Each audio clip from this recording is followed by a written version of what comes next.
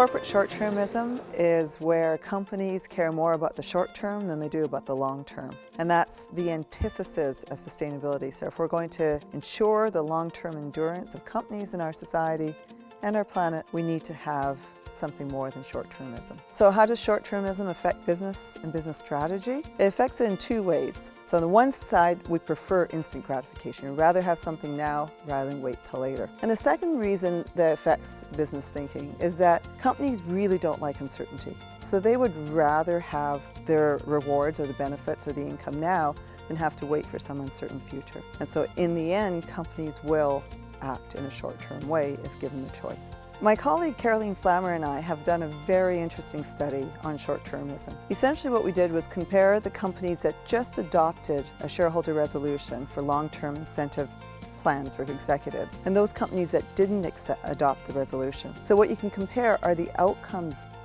over a long period of time. And what we found was right away the stock market investors responded really well to the adoption of the incentives. The companies that adopted have share prices that increase. Companies that didn't adopt, their share prices drop. After 2 years, the companies that adopted the long-term incentive plans ended up having higher profits as well. They also invested more in socially responsible practices and research and development.